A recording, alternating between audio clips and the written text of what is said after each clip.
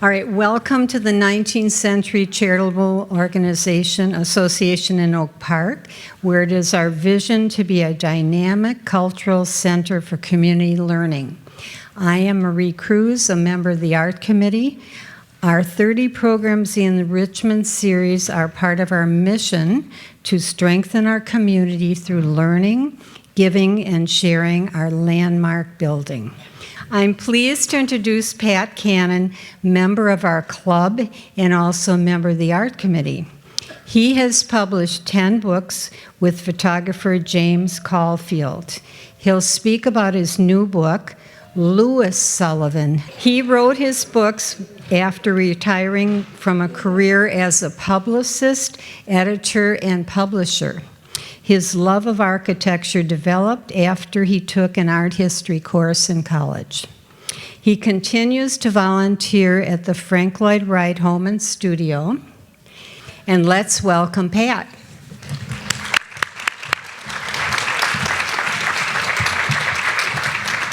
I want to thank Bob Tressevant for supporting this program today. I've known Bob for, 30 or 40 years, some long period of time, and so he's a good friend. Another member, Keith Lefsky, has brought along a selection of his fragments from Louis Sullivan buildings. Keith will be in the back, showcasing those and answering your questions about where they came from and why he has them. And also Bill Tyre from my publisher, the Glessner House, and I know a lot of you have been to the Glessner House, a great house museum. And Bill will have some books for sale.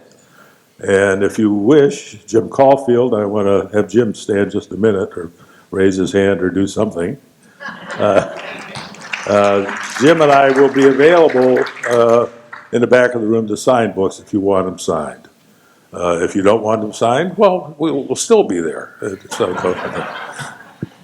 So anyway, I just wanted to point out that the book is dedicated to the memory of Richard Nicol. Many of you will know Richard Nicol as a champion for Louis Sullivan many years ago, who actually died in an accident while he was trying to preserve some of the fragments from the Stock Exchange building. And also to Tim Samuelson, who is still very much alive, and many of you have seen Tim on Channel 11 over the years. Tim is also an expert on Louis Sullivan and was very helpful to us in preparation of this book, so I wanted to mention Tim as well. Here's the man himself in his prime. I'm not going to spend a lot of time talking about his life. I think what we're here to see today is his work, which is the essence for any artist, really. Their lives are interesting, but their work is more interesting. But I thought I'd give you a little background at least. First of all, Mr. Sullivan was born in 1856 in Boston, Massachusetts, and died in Chicago in 1924. He was the son of immigrants, as many people in this country are, although many people would like to deny that. His father, Patrick Sullivan, was from Ireland and a dance master. Now, what was that? Well, at that time, people learned how to dance for social reasons. The social season consisted of balls and dances of various kinds, and young people needed to learn how to do the waltz and the foxtrot and the other dances of the day. And so Patrick was a dance master. His wife was Swiss-French, and so Louis actually was bilingual from an early age. And she was an accomplished pianist, which helped in the family business. So she and her husband worked together. Now, they moved around a lot. As I said, he was born in Boston. The family moved to New York City, other cities, and even Halifax, Nova Scotia, before they returned to Boston. And then ultimately, the family moved to Chicago. And they left Louis behind to finish his schooling. He was a student at what is still founded, I think, in about 1820, the Chicago English School. And Louis was a student there and lived with his grandparents, his mother's parents, at a small farm near Boston. And that was a seminal, really, period of Louis's life because nature became extremely important in his architecture, as we'll see. His sense of decoration always involved natural forms. And that period of living on the farm really instigated that. Now, at the age of 16, he went from the Boston English School to MIT and was accepted as a third-year student in architecture at MIT at the age of 16.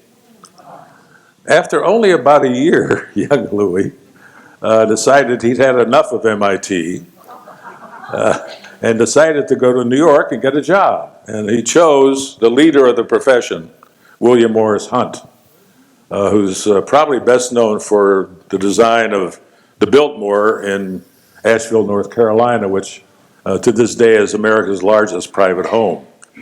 Unfortunately for Louis, Hunt didn't have any positions available, but he sent him on to Philadelphia, where one of Hunt's former employees, Frank Furness,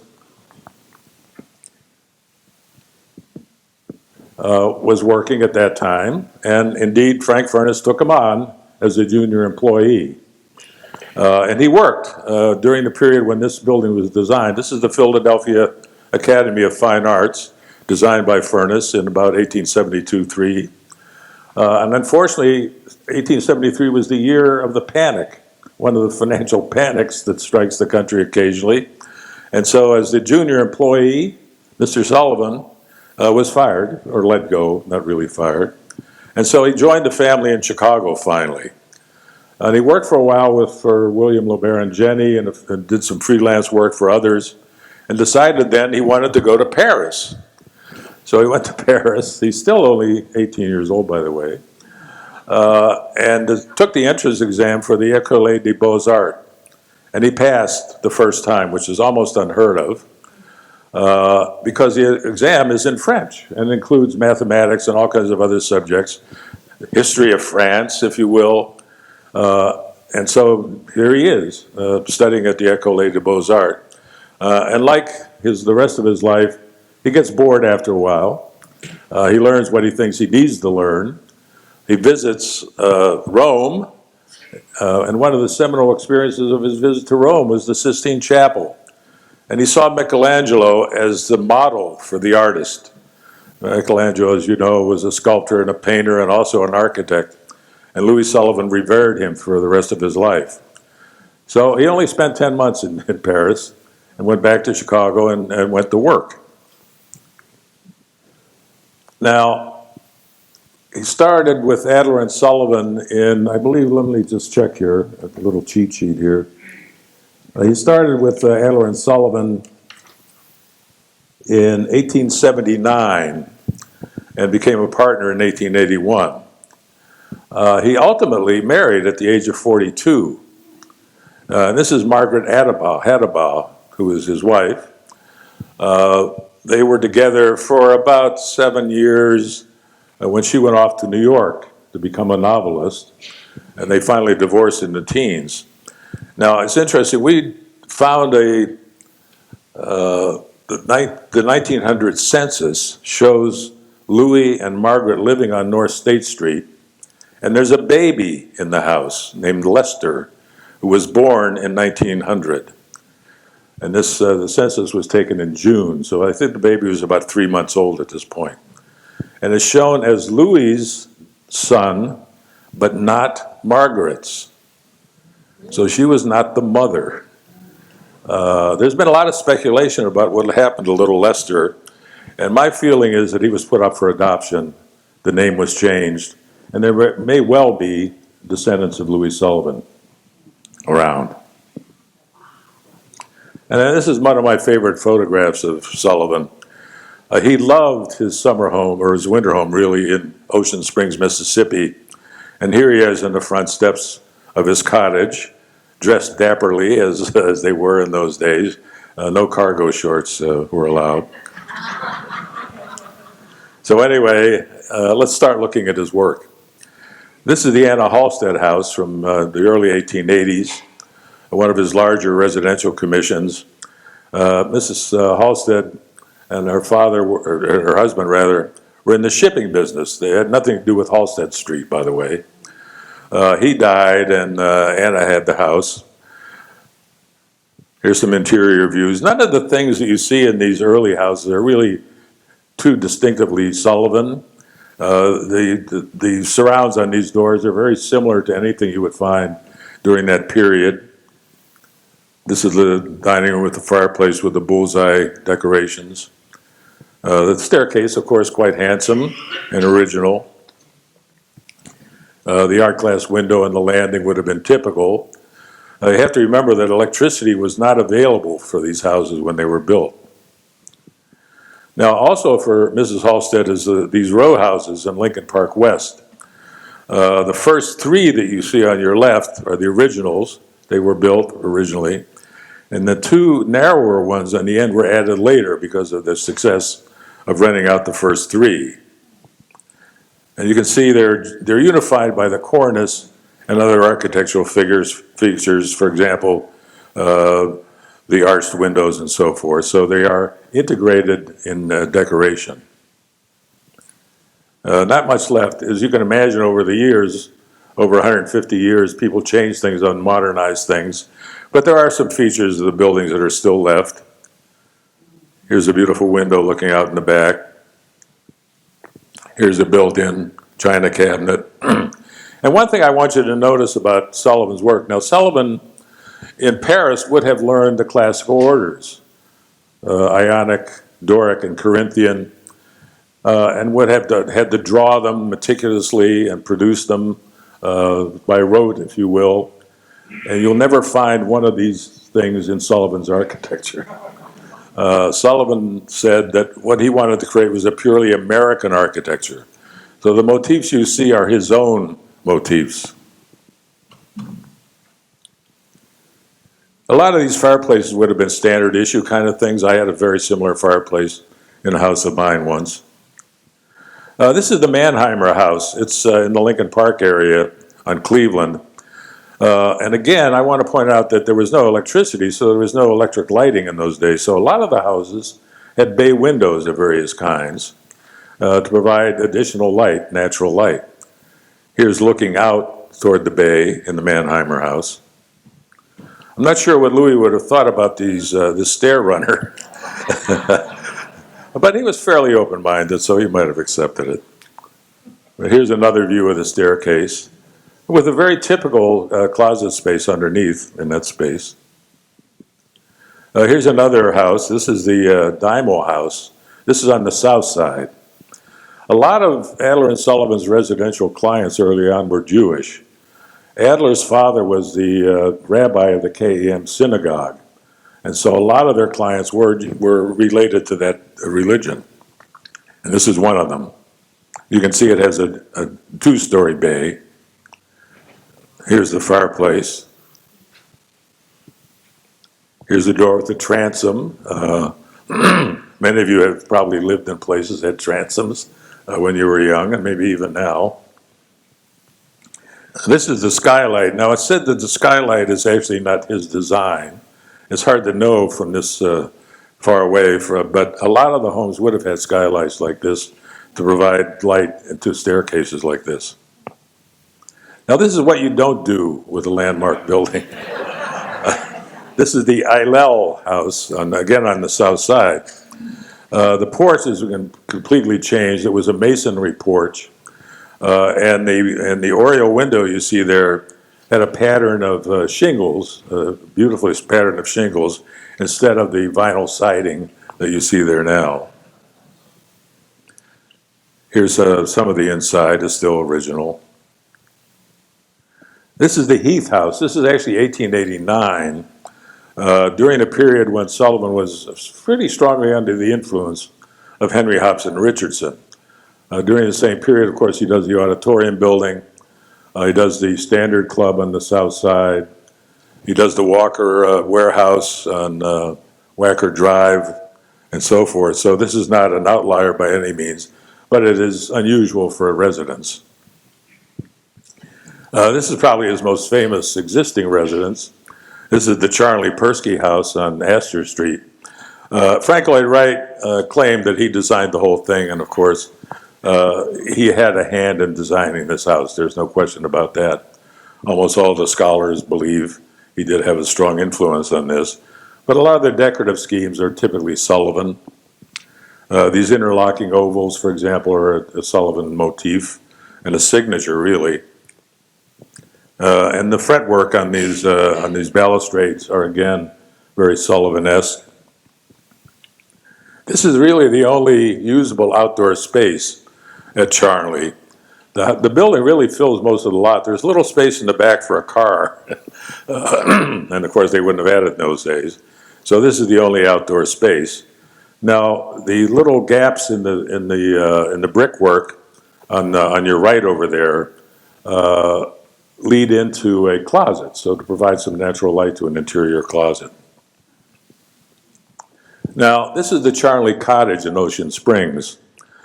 Now Sullivan's cottage, which was very similar to this, by the way, was destroyed by Hurricane Katrina. Totally destroyed. The Charnley cottage was damaged seriously, but savable. And so the state of Mississippi has restored it. You can see it's very functional. This is a typical kind of cottage that you would spend, in this case, the winters at, not the summers as we usually have. So this is the local pine that it was built with. Here's another view. This is the kitchen, and if you see the rope there, that rope opened a trap door, if you will, in the roof, because sometimes you had to let the smoke from cooking out. It's kind of a range hood, if you will, for the time.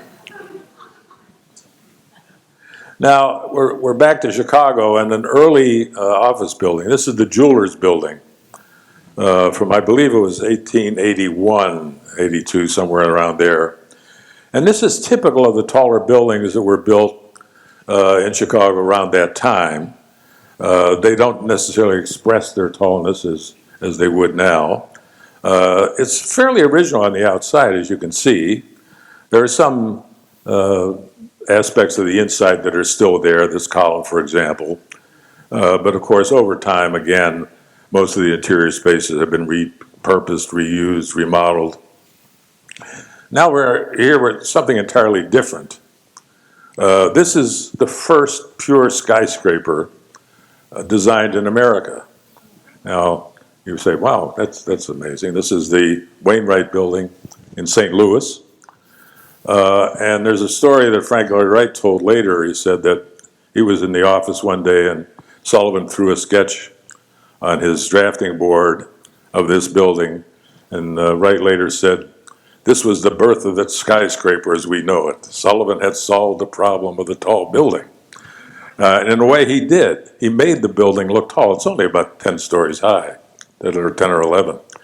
But you can see he's used continuous piers from the base, inset spandrels, so that the piers express the height of the building as they go up. And then at the top is a really typical Sullivan cornice, a decorative cornice.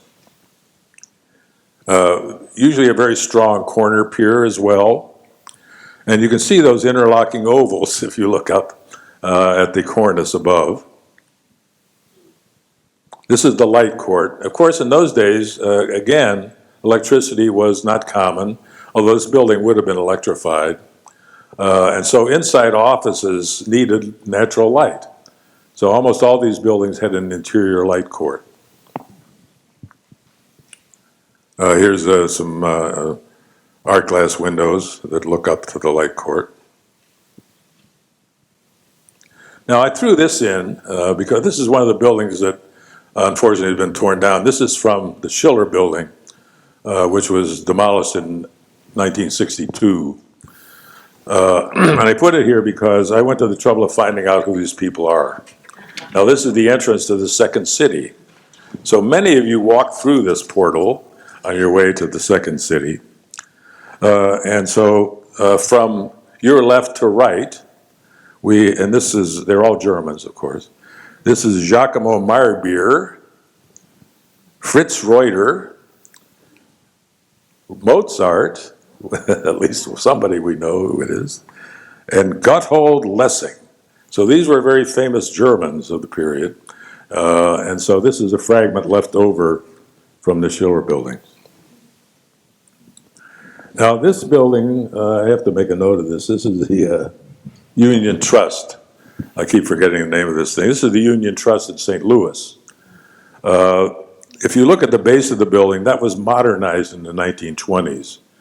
The original base was much more highly decorative in the typical Sullivan fashion. But the rest of the building is pretty much as Sullivan designed it. It is now the Hotel St. Louis, so it's been repurposed as many buildings have been. This is a little closer view of it. You can see the decorative cornice, which is really a signature and trademark of Sullivan's tall buildings. Here's some art glass. This is reproduction, as I understand it. And look at this. I mean, there are like 8 different designs in the trim of the ceiling here, and it's all typical Sullivan motifs of combination of foliate and geometric forms. Now we're back in Chicago. This is one of the things that's left from the Chicago Stock Exchange, which was torn down in 1972, despite the best efforts of a lot of people. I was actually working downtown in 1972 at City Hall, kitty corner from this building, and I watched it being torn down. It was a tragic situation. That building could certainly have been saved. What has been reconstructed at the Art Institute is the trading room. John Vinci, the architect, is still alive. I believe John is still with us. Led the effort to rebuild the trading room at the Art Institute. Now, I understand that there's some question about expansion plans of the Art Institute that might affect this, and they better not do anything to it. But anyway, you can see how beautifully decorated it is. That column, by the way, is not marble, it's faux marble. It's painted to look like marble. Here's a view of the ceiling coffers. That is all stenciling on, I think it's probably canvas of some sort. And a few of the strips in the trading room are actually original. They did save a few. Now, here's another tall building. This is the Guarantee Building in Buffalo. This is the top, and you can see the decorative corner with the large piers in the corner and the narrower piers in the rest of the building. Here's a view looking up. Now, it has 2 names. It has the Guarantee Building and then the Prudential Building. What happened was Prudential took it over at some point and put their name on it as well. And now it's owned by a law firm in Buffalo, and they've returned it to the name of Guarantee, so it's still called the Guarantee Building. It is the most highly decorated exterior building I have ever seen. There is not an inch of this building that is not decorated with terracotta. And that terracotta was manufactured in Chicago by the Northwestern Terracotta Company, or Chicago, I forget which one which. So that was all molded in Chicago and shipped to Buffalo and assembled on site. Here's an example, a close-up of some of the terracotta. Terracotta is a wonderful building material. It's essentially impervious. It can be washed, it can be cleaned. I'm surprised it's not used more often. Here's a view of the lobby looking up at the ceiling. Again, the ovals that you can see. Here we have ovals within ovals. Very highly decorated, typical Sullivan. This is a landing on the stairs from the main lobby up to an upper lobby. Here's another view of the stairs with the decorated risers. Everything is subject to Sullivan's decorative touches. Even the hardware on the doors, as you can see, it says Guarantee. So these are custom designed for the Guarantee Building. Now we're back in Chicago. This is the Gage Building on Michigan Avenue, still very much with us. The original idea was a group of 3 buildings of 6, I think it was 6, 7, and 8 stories. They would have common framing by Halliburton and Roche. Gage, who owned the building we're looking at now, was in the millinery business, as were the other buildings, I suppose. And he wanted to call more attention to his building, so he had them hire Louis Sullivan to transform the facade. And so this is the result. And you can see the cartouches at the top and the recessed spandrels with more cartouches. Here's a close-up of the cartouche. Another decorative touch. I wanted to point out also that I should have mentioned that originally that was 2 stories smaller, and they wanted a bigger building, so they actually added 2 stories, but Halliburton Roche was very careful to remove all of Sullivan's things and store them and then reinstall them when they added the 2 stories. Now this is New York City. This is Sullivan's only New York City building. This is the Bayard Condick building. He has left Adler by now, unfortunately. The Panic of 1895 was the cause of the split. Adler had a family to support and had to get a job. So, and Sullivan essentially never forgave him, wouldn't go back together with him. Anyway, this was designed while he was in single practice. This is in Lower Manhattan, in an area of Lower Manhattan, which then primarily had printing trades companies. So this is kind of a loft building, really, with just open floors. And you can see how highly decorated this building is. The cornice here, now my speculation on the angels, or the messengers, is because it was symbolic of the mission of the building. So in other words, communication of various kinds.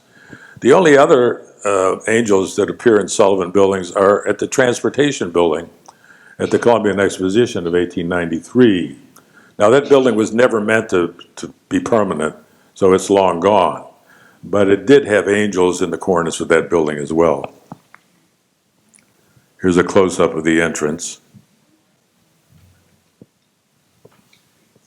Not much left inside. Here's a staircase. And a lay light or skylight. Okay, back to good old Chicago. This, of course, is the Auditorium Building, 1889. Very much in the Richardsonian Romanesque tradition. It didn't last long with Sullivan, but certainly there were important buildings done in this style. The tower, when it was completed, was the tallest structure in Chicago at, I believe, 16 stories. And Adler and Sullivan moved into that space when the building was complete. And then Sullivan maintained his offices there until he could no longer afford to. So he was there for quite a long time. Here's the Michigan Avenue facade. This is the hotel side. The building consisted of a 400-room hotel, a 4,000-seat opera house, and the office building, all within the same complex. And when it was completed and dedicated in 1889, it was the largest private building in the United States. So it gives you some idea of the scale. And of course, now it's the home of Roosevelt University.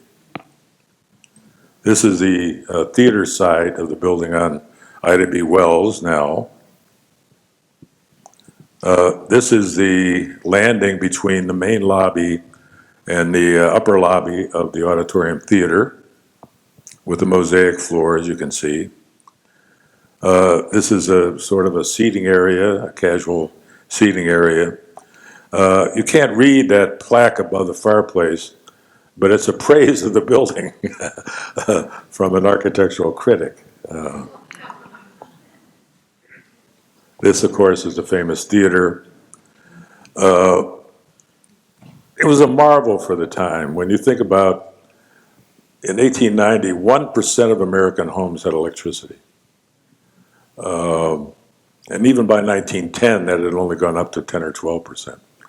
So for people, this was a marvel of technology, this electric lighting. It even had a system of air conditioning based on blocks of ice and blowers. I wanted to point out the murals that we see on either side. They were by an artist named Albert Fleury. Sullivan didn't do all this stuff by himself, obviously. He had people he worked with and worked for him. during the building of this building, and Fleury was one of those. Now this is the hotel lobby side, just a detail showing the lighting and the beautiful molding. This is the main staircase from the lobby going up. This is that staircase on the landing and then up to the upper lobby. Now this is the top of that staircase and the beautiful art glass skylights. Above that would have been the light court of the building. And those stairs lead to the first sleeping room floor and what would have been the sleeping room floor. This is the library now at Roosevelt University. It was the main dining room of the hotel. It was on the 8th floor overlooking the lake. And what we're seeing now is a sort of shadow its former self. The ceiling was stenciled, very elaborately stenciled. The plaster moldings were picked out and decorated. But the mural does survive. The mural was by an artist named Oliver Glover. And there's one on the other side facing it. This one is the fisherman. The other is a hunting scene. And they would have related to the menu you're eating. So this is, well, the shape and form of the space is original. It needs a lot of restoration to get it back to what it was. This is the side annex, a reading room, as you can see. Here's the radiator cover. And this is a column capital. I mentioned that Sullivan did not do the classical columns. They were all specially designed for the buildings. The ones that we're going to see are wood, as you can see. And I wanted to give credit to the fellow who designed this. Sullivan designed it, but it was executed by a fellow named Richard Bates, B-A-T-S. Sullivan would have given him a drawing and he would have executed this. Now this column capital is in what is now called Gans Hall, which is a recital hall of the Chicago Musical College now. There are 14 of these column capitals, and every one is different. Every one. Here's a view of the lighting. These were called electroliers during those days. The art class you see there was done by another collaborator of Sullivan's, Healy and Millay, George Healy and Louis Millay. It's coincidentally, he met them in Paris when he was in Paris, and they ultimately settled in Chicago. And so they had a long collaboration. They worked with Sullivan on various things over the years. Here's another view. Now, of course, they did bread and butter stuff too, of course. This is the Kaufman block on North Lincoln Avenue, the usual apartment building with retail on the ground floor, which is coming back into fashion, as you know. Quite a few of these buildings have been built in Oak Park and other older suburbs. Here's again an Oriole window, again to catch the light. Now some of the ground floor is still original. This particular retail space is pretty much the original entrance. This is in Kalamazoo, Michigan. So not many people have seen this. This is the Dessenberg building. And it was originally, I guess, a wholesale tobacco and other things. It is now owned by the city of Kalamazoo, and they use it as an event space. Here's a close-up of the cornice. Now this poor thing, this is called the Loeb Factory. It's on the north side. It was originally 4 stories, and they had a fire, so now it's 3 stories.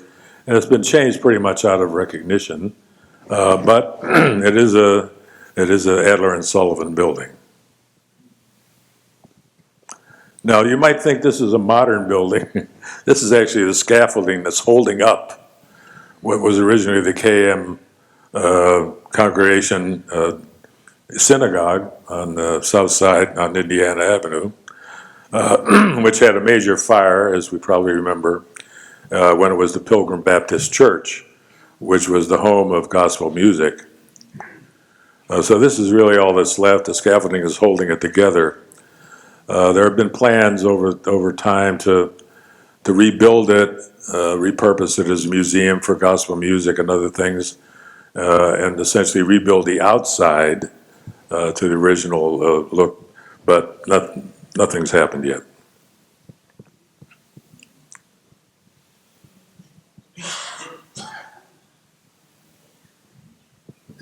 It would be very expensive, I think, to do that. To get a little more macabre, the Jewelers Building was commissioned by Martin Ryerson. He did other buildings for Ryerson as well. They're all gone.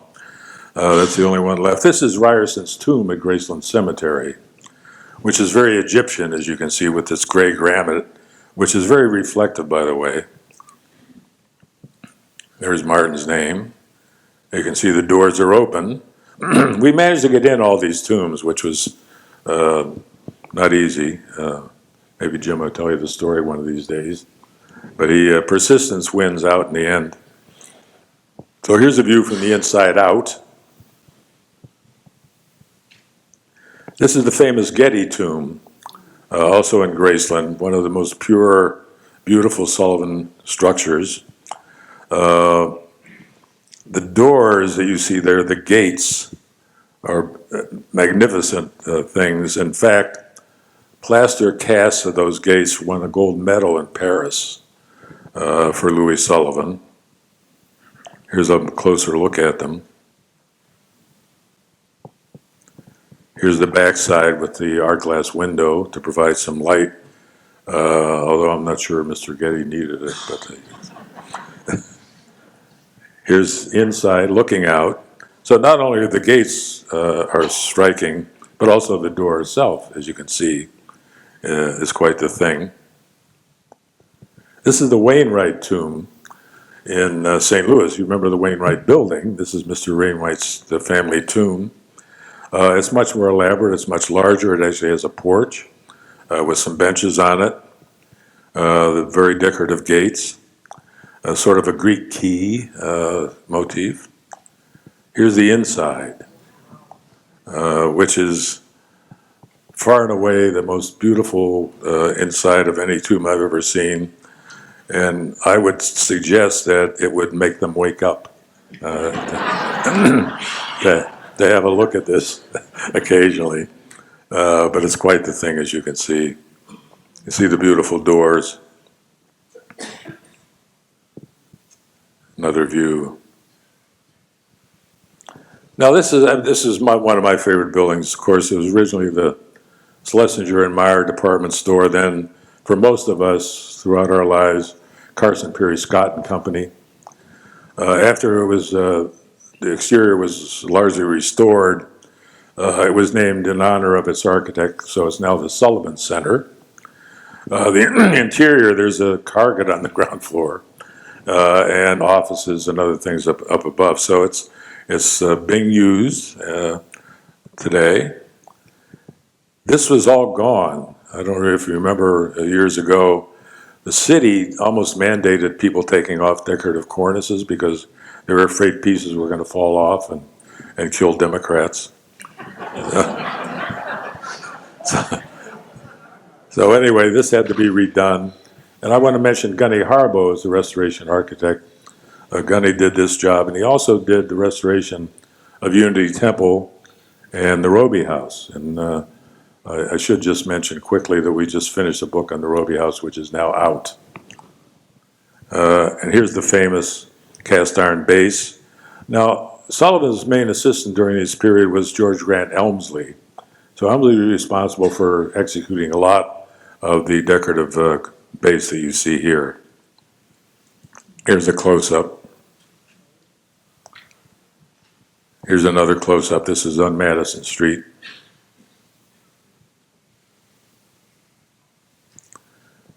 Here's another one of those beautiful wooden capitals. This is in the entrance rotunda, as you know, which is a circular rotunda. Another heating duct. Nothing left to chance. And of course, a lot of the department store just changed almost immediately. They kept changing it all the time. So much of what Sullivan did is now gone. But this remains. This was the water tower. And of course, at ground level, you would never have seen this. It's probably the handsomest water tower in Chicago. It's no longer used as a water tower. I guess they use it for storage. But even here, if you look at the windows, you can see there are decorative columns and capitals there. So even though people would probably never see it, some care was taken in designing it. Here's the remaining staircase.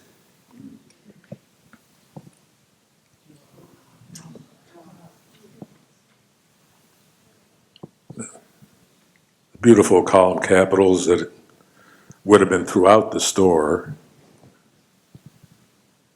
Another example, different form. Mosaic floor. This survives and is actually in the offices of a design firm, which is kind of appropriate, I think. Now, this is unlike most Sullivan buildings. This is, let me just double check here. This is Virginia Hall at Tusculum University in Greenville, Tennessee. This was commissioned by Edith Rockefeller McCormick, who was an avid Presbyterian, apparently. And this was a Presbyterian school in the wilds of Tennessee. And she had Sullivan, and she gave him instructions that it was to be really simple and cheap and use local materials and contractors. I don't want any nonsense here, so Sullivan probably needed the work, so here it is. But it's a pleasant building in a pleasant location in Tennessee. Here's the main entrance. And we know it's 1901 because the fireplace tells us so. And this is, again, very unlike Sullivan, but local materials, I'm sure. This is, I think, 1910 or 11. Sullivan really is in a decline by now. As I suggested, he left Adler, and he was not particularly good at dealing with clients. His idea was, it's my way or the highway. This is the way it should be done, and he didn't like to argue with people, or he did. A lot of people say that in the Fountainhead, Rourke is modeled after Frank Lloyd Wright, but I believe he's actually modeled after Louis Sullivan. Uncompromising, which did not help him in the long run. Anyway, a lot of the features of this building are carried over from Carson's in a less elaborate scheme, and you can see the terracotta decorations here.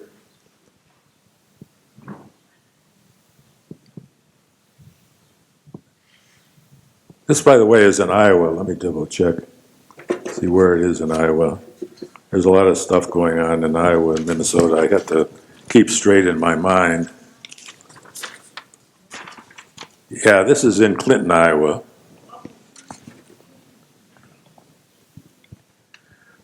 And this is the side of it, and so there's not as much decoration on the side. I guess save some money. And functional stuff. This is the tower and storage and staging space for the retail operation. This is left. It's now a senior citizen home, but some of the aspects, as I said, are still left. Now we're back in Chicago on 11th Street. This is a Holy Trinity Russian Orthodox Cathedral in Chicago, designed by Louis Sullivan around 1900. And he got the commission, and he spent some time studying Russian architecture, particularly Russian rural churches, before he designed this. And so this is the result. It's a very fine building.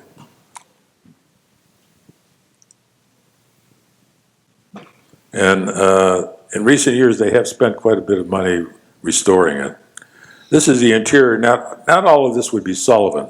Now, the stenciling was, the window design was, but a lot of this was added as time went on, as churches do, putting iconography from the Orthodox Church. Now, the chandelier is another work by Healy and Millay that I mentioned before. I thought originally it was by Tiffany, And I think in an earlier book, I made the mistake of saying it was by Tiffany and got roundly condemned for that. But to my defense, I found a reference to it being Tiffany to an earlier brochure, so I had an excuse. Anyway, it's by Healy and Millay. Now, this was an example of Sullivan's difficulties. This is the St. Paul United Methodist Church in Cedar Rapids, Iowa. He got the commission and produced a scheme and a design and sketches for it, which would have been very elaborate, very Sullivan-esque, with a lot of decorative flourishes and features.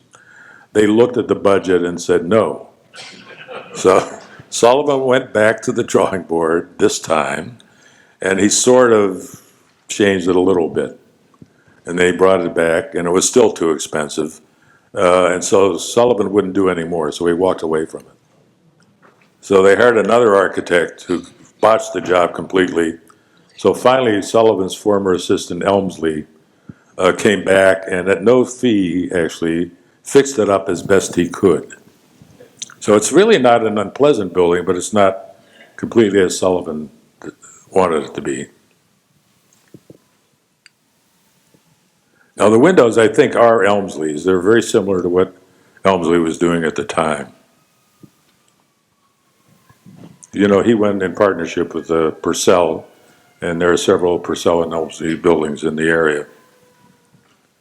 This is the main auditorium, which seems very modern to us at this point and would have been at that time. This open plan. Now, they also did factories. This is the Standard Elevator Factory on the near south side. Now, the four-story structure you see to your right was not originally part of it. That was added by Adler's son later on. So this is the original. And of course, where those windows are all bricked up now, those originally would have been windows, providing an abundance of natural light, which they would have needed in those days. So it was very much an open factory situation. It's now owned, by the way, by the University of Illinois. This is a Wolf Heller meatpacking factory. It's in the sort of Fulton Market area now, just a little bit west of Halstead. The last time I was over there, and it's been a couple years, there was a sign that indicated they were going to convert it to housing of some sort. So I don't really know what happened to it, but this is another view. This is the Houston Linseed Oil Company on the north side, near north side, near the river, by the way. There are various buildings here, as you can see. It's still a paint factory, by the way. Linseed oil, of course, was an ingredient in a lot of things, not just paint, but other products as well. And they would have delivered the linseeds themselves along the river. And a lot of people don't realize this, but the Chicago River at that time was the busiest port in the United States. It handled more shipping than New York and San Francisco combined. Here's another view. This is my favorite view. It looks, this is the nicer view. He did a couple of houses during this period, although he didn't get much. One of the major ones was the Babson Estate in Riverside, which was torn down, I think, in the 50s. There were multiple buildings. And now there's maybe 15 or 20 50s suburban houses in the same. But this is the Bradley House in Madison, Wisconsin.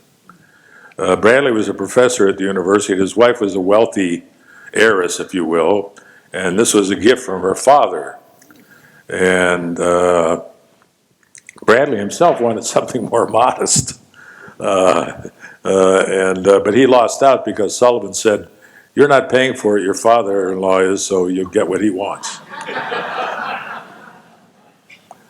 But he didn't stay very long, and he built a house actually designed by Purcell and Elmsley.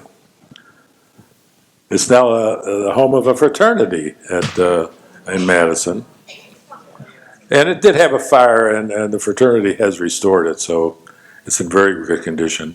It's more prairie-ish than you would imagine for a Sullivan building. Very open plan, as you can see. So still very much in use today. Now we get to the banks. Between 1908, when this is the bank in Owatonna, the first of the banks. Between this one, when this was finished, and Sullivan's last bank was done, it was about 10 years, and in that period, he designed less than one building a year. So his difficulties increased as time went on. And without the bank commissions, we would have a different Louis Sullivan to talk about today. These are called the jewel box banks, and for good reason.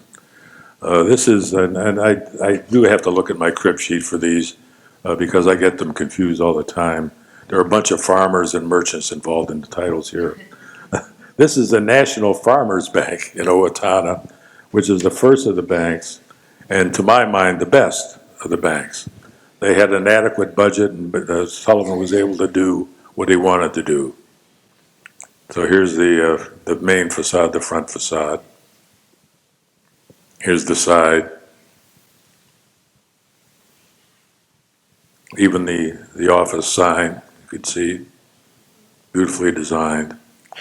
Now we go inside, this beautiful stenciling, the light fixtures, the electroliers, the beautiful skylights.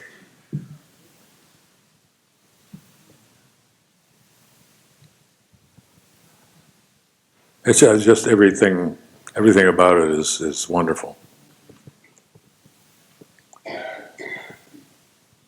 Furniture design, especially for it, it's very arts and crafts like the furniture. And of course, murals. And of course, being in Owatonna, I had been to Owatonna, by the way. I lived not far from there for a couple of years, so I know the area quite well. And it is farm country, Minnesota farm country. And so the murals reflect that interest. Now this is another bank. This is the second bank. This is People's Savings in Cedar Rapids. It's a little different in form, as you can see.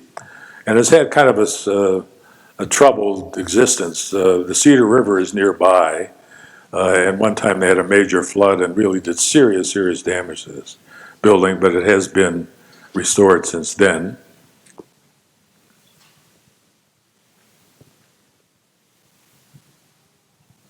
This is the interior. You can see it's a little different. They're all just a little bit different. The column capitals are quite prairie-ish, to me.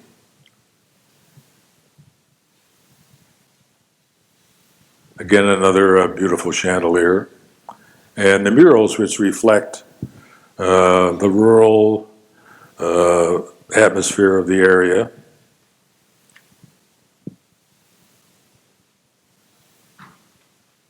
The art class in the banks tends to be very abstract. So I would compare it to maybe Frank Lloyd Wright and others, Purcell and Elmsley certainly, but very simple. Now this is one of the smaller, it wasn't actually a bank, it was the Adams Loan Office, Land and Loan Office. Actually Adams applied for a bank charter, but they turned him down. So he made do with what they gave him. Here's the side. One of the urns. Interior shot. You can see the stenciling on the ceiling, much simpler than Owatonna. Beautiful glass, as you can see. It's kind of gives you the idea of the sunny sky with clouds. Now this is the Purdue State Bank in West Lafayette, Indiana. Again, another very small structure. Now, unfortunately,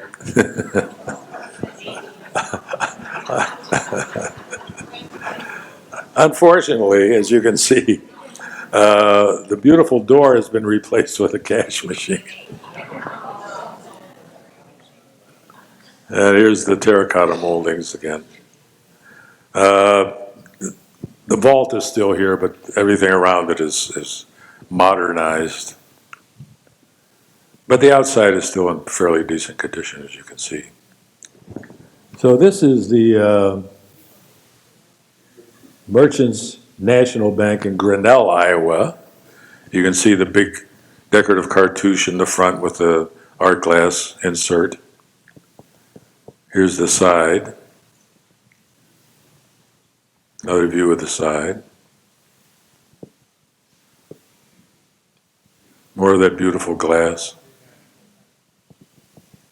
This is that, I would call it a rose window almost, above the front entrance. Skylight. The banking floor.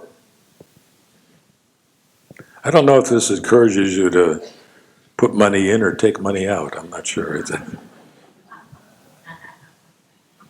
Now, this is the only terracotta bank. This is in Ohio. Where in Ohio? Sydney, Ohio. It's called the Old Home. It's the Home Savings and Loan. It has been undergoing restoration. This is the side. It's going to be the Chamber of Commerce, I think, is living in there. It's another view. Now, the restoration was underway when Jim took these photographs. I understand it's been completed now. So if demand is strong enough, and we do a second edition, we'll get back there and bring this up to date. You can see it was ongoing when Jim was there. This is the second floor. Curious ceiling. This is the Farmers and Merchants Bank.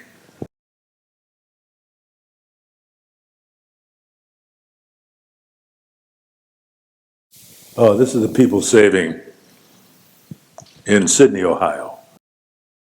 A typical jewel box bank, as you can see.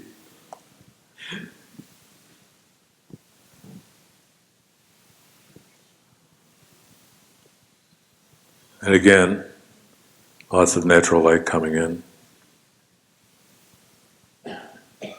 Beautiful planter. The oak paneling. This already reminds me of a confessional in a church with the priest in the middle, and he could handle 4 penitents at a time. Here's a detail. A lot of the interiors of these banks are Roman brick, which would be a very sturdy, easy to maintain product. Here's the banking floor.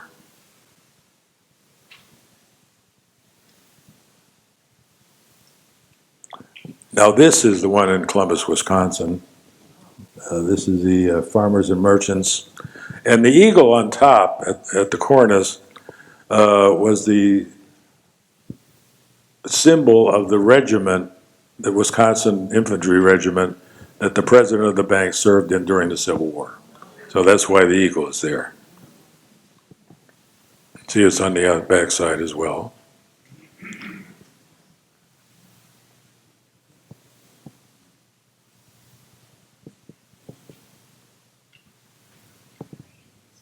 Beautiful clear story windows. Now we're at the end now. There was a gap of about 3 years until Sullivan got his last commission, which was to do just the facade of a music store on Lincoln Avenue called the Krause Music Store. Here's the cartouche. Here's the detail.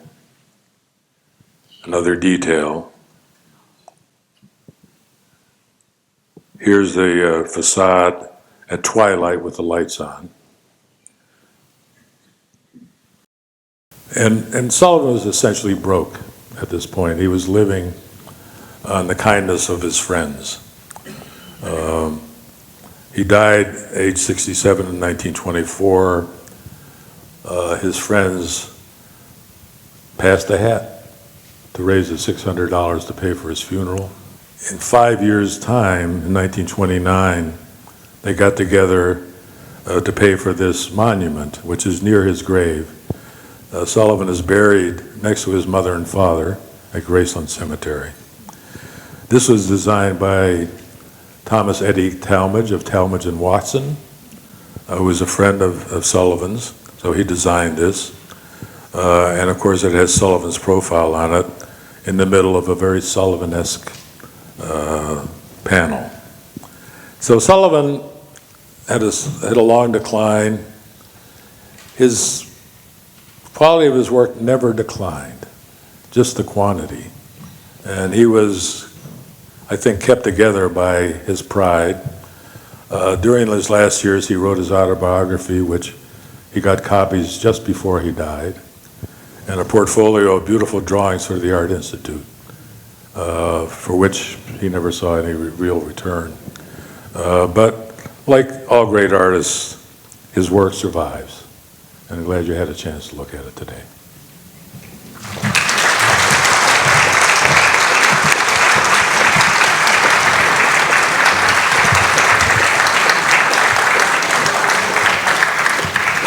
Thank you for that wonderful presentation, and I'm wondering if anyone has any questions? In Chicago, especially in Chicago architecture, there's a thing called the Chicago window. There didn't seem to be many examples in the Sullivan works that you showed. There was one, and I didn't point it out, but the Sullivan Center, the former Carson's, has Chicago windows, which to define the Chicago window, it's a fixed center light, they call them, flanked by movable sashes. And there are a lot of them, yeah, movable sashes. And there are quite a few left in Chicago. The Marquette Building and others have Chicago windows. Thank you, Pat. That was a wonderful discussion, or talk, I should say, not discussion. But anyways, I have a question on because of all the details in his buildings and the intricacy, was his buildings real expensive to build back then compared to others? Probably yes. I would say. Now, one thing about terracotta, though, is you mold it, and you can use that mold over and over again. So if there's repetitive decoration, it's not as expensive as you might say. So there's not some guy chipping away and creating that. You do one mold, and it's created from there.